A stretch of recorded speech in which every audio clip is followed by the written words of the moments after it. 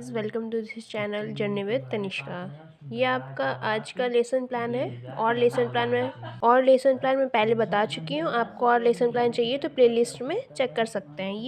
ये है जंतु विज्ञान का है। जैव विज्ञान आप इसमें विषय डालेंगे और जंतु तक एनिमल टिश्यू क्लास 8 का टॉपिक है। इसमें सामान्य उद्देश्य में जैसे आप पहले लिखते हैं वैसे ही सामान्य उद्देश्य में वही सारा लिखा जाएगा। विद्यार्थी जैव विज्ञान के प्रति रुचि पैदा करना, विद्यार्थियों में प्रायोगिक कार्य के प्रति रुचि उत्पन्न करना, विद्यार्थियों में प्रकृति के विभिन्न रहस्यों की जानकारी प्रदान करना और चित्र बनाने एवं आंतरिक कौशल उत्पन्न करना।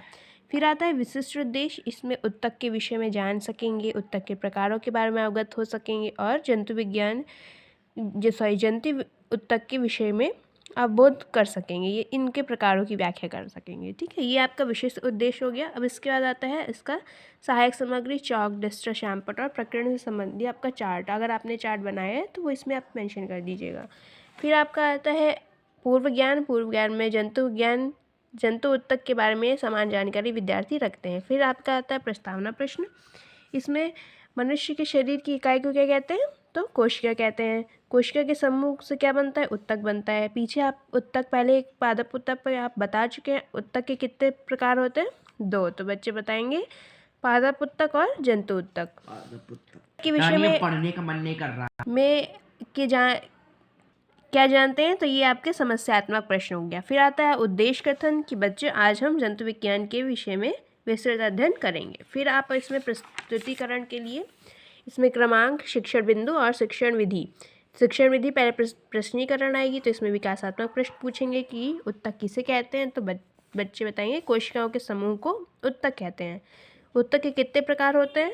तो 2 प्रकार होते हैं, जंतु उत्तक और पादप उत्तक। जंतु उत्तक किसे कहते हैं, ये समस्या हो गई। फिर आप इसमें जंतु उत्तक के बारे में लिखेंगे कि इसके 6 प्रकार के होते हैं।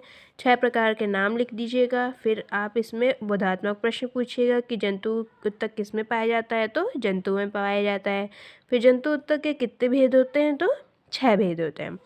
फिर आप इसमें दूसरा शिक्षण बिंदु क्या डालेंगे कि जंतु उत्तकों के प्रकार। फिर इसमें विकासात्मक प्रश्न पूछिए, क्या जंतु उत्तक की उत्पत्ति का कार्य समान एक होता है? तो हाँ, समान होते हैं। जंतु के प्रकार के बारे में समझाइए। तो ये बच्चों को नहीं पता होगा, तो ये आपका समस्यात्मक प्रश्न आ गया। फिर आप इसमें श्यामपट्ट प्रयोग में लिख दीजिएगा टाइप, जो वहाँ पे आप ब्लैक बोर्ड पे लिखेंगे ये यहाँ पे लिख दीजिएगा। फिर इसके आगे व्याख्या करना है आपको। तो इसमें उपकला उत्तक हो गया, संयोजी उत्तक हो गया, कंकाली उत्तक, संवाहिनी उत्तक और पेशी उत्तक। तो ये आप इसमें व्याख्या कर दीजिएगा। इसको देख लीजिए, स्क्रीनशॉट ले सकते हैं। और ये आप इसमें श्यामपट्ट कार्य में ये आप इसको मेंशन कर दीजिएगा पेस्ट करके। और ये 6वां टाइप है तांत्रिक उत्तक। फिर इसको ये व्याख्या करने के बाद आप इसमें बोधात्मक प्रश्न पूछ लीजिए। बोधात्मक प्रश्न में जो आपने पढ़ाया है उसी से रिलेटेड बोधात्मक प्रश्न हो जाएंगे। फिर इसमें यहाँ पे तांत्रिक उत्तक का आप फिगर ड्रॉ कर दीजिएगा। और फिर मूल्यांकन प्रश्न लिखेंगे। फिर आप इसमें पूछ लीजिए कि जंतु उत्तक के प्रकार के नाम बताइए, कंकाली उत्तक कितने प्रकार के होते हैं।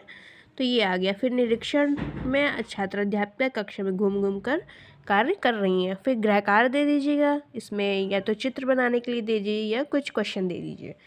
तो ये लेसन प्लान कंप्लीट हो जाता है। और लेसन प्लान वीडियोज़ चैनल में पड़ी हुई हैं, तो आप उसको चेक कर लीजिए और चैनल को सब्सक्राइब कर दीजिए। Thank you for watching.